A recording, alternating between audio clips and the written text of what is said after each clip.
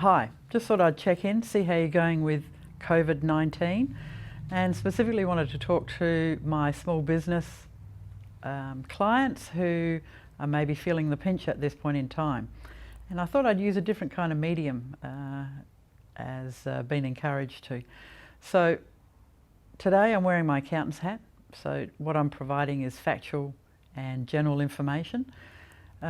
Grevin & Co clients have been receiving an email that states that you're entitled to a half an hour free consultation with me. I suggest you take that up, even if you're not affected, just to see where you're at. As I said, this is just general factual information, and I'm putting my accountant's hat on to help all my clients. If you have any people in your networks that need assistance, I'm happy to help and happy to talk to them. So, the government is loaded up on heaps of stimulus packages, and I've been sleeplessly reading all of them, and I wanted to put them nicely into a little video for you today, just so that you've got some information, so that if we have a chat, then you can easily know where we're talking. So at the moment, the biggest one, if you're a small business and have employees, a lot of people have a myth that they're going to get $100,000 given to them.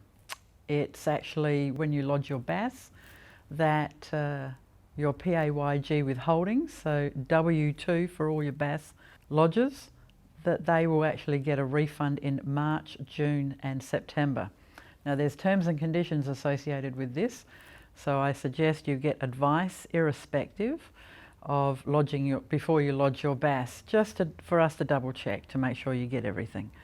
So if you're having issues after you've lodged your BAS and you've still got a credit from your BAS, from the PAYG, but you find that there's still a debt with the GST, then ATO have got some measures in place now where you can, or we can on your behalf, negotiate with the ATO to defer those payments.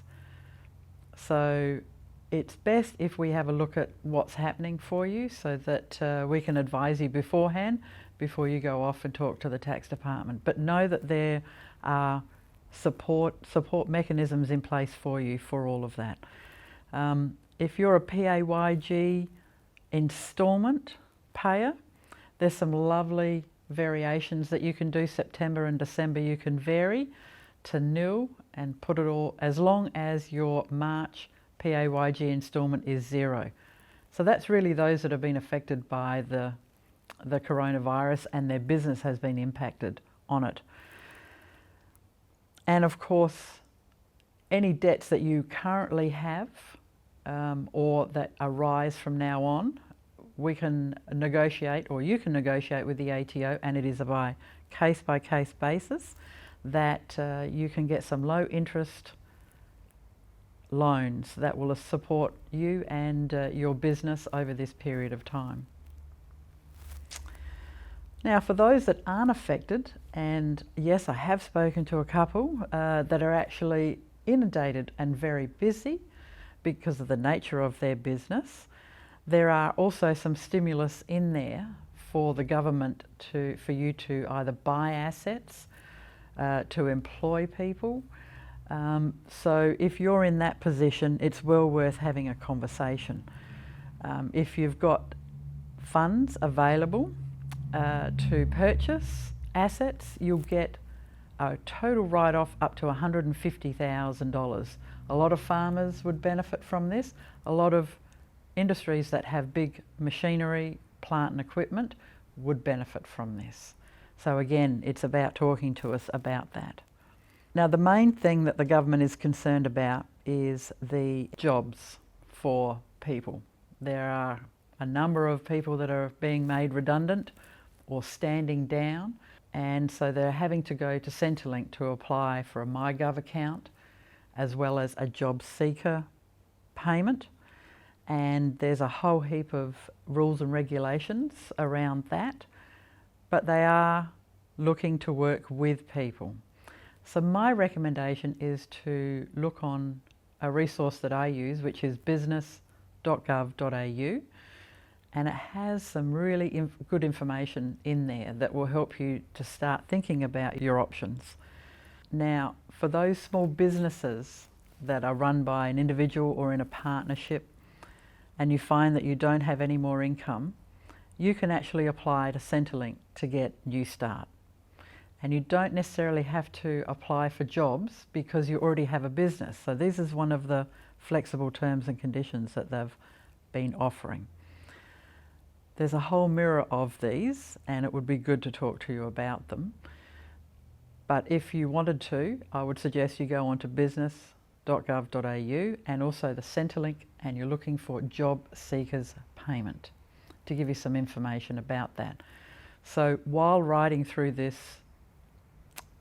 situation, we don't know when things are going to get back to normal. No one has a crystal ball. And so to help you pay for food to put on the table, to pay the rent, things like that, then this is a good opportunity for you to access that information. The other thing is that the government announced was a $250,000 unsecured government loan that they will secure for you. Now, unfortunately, I've spoken to my broker associates, and they in turn have spoken to the banks who know absolutely nothing yet at this point in time. So stay tuned for that one. I've put on the screen the information that we know from the government, but unfortunately how this is going to play out with the banks, we're not too sure. The government wants you as a business owner to borrow more money to retain your cash flow. I said at the beginning I'm not giving any recommendations. I would like you to really seriously think about going into further debt, because it is going into debt. You will have to pay for it, and even though there's a 6-month deferment, what are you going to do with those funds? It is a serious consideration. The other point is for those that are running through as a company, through a structure, the government has extended certain legal requirements for creditors and debtors. Now what that means is that if you owe someone money, they can't bankrupt you unless the debt is over $20,000 now. It used to be $5,000.